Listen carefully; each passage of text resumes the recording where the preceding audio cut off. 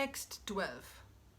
Men in this world desire success in fruitive activities, and therefore they worship the demigods. Quickly, of course, men get results from fruitive work in this world. There is a great misconception about the gods or demigods of this material world, and men of less intelligence, although passing as great scholars, take these demigods to be various forms of the Supreme Lord. Actually, the demigods are not different forms of God, but they are God's different parts and parcels. God is one, and the parts and parcels are many. The Vedas say God is one. The Supreme God is one, Krishna, and the demigods are delegated with powers to manage this material world.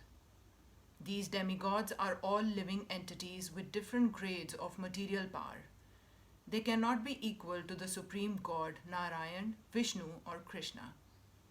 Anyone who thinks that God and the demigods are on the same level is called an atheist.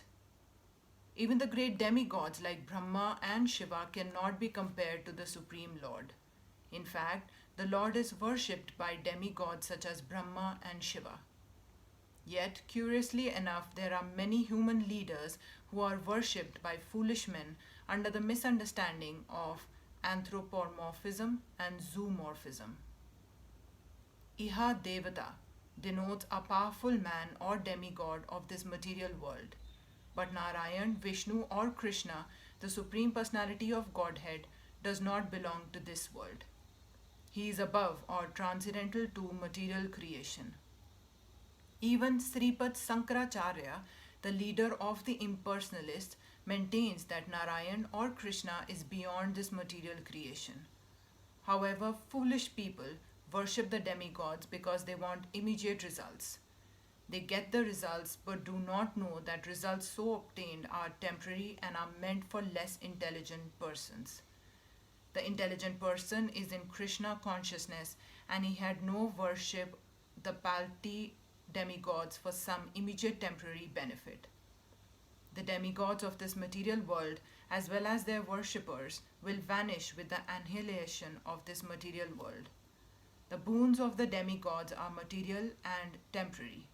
Both the material worlds and their inhabitants, including the demigods and their worshippers, are bubbles in the cosmic ocean.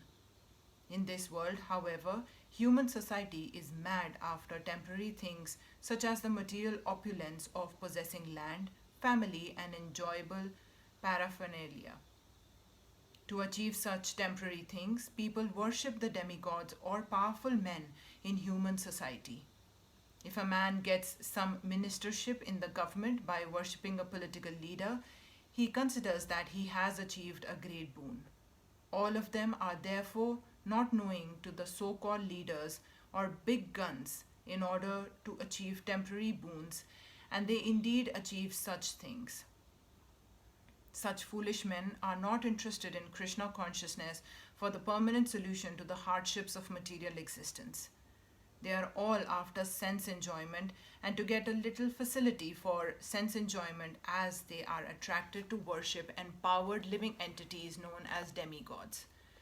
This verse indicates that people are rarely interested in Krishna consciousness. They are mostly interested in material enjoyment and therefore they worship some powerful living entity.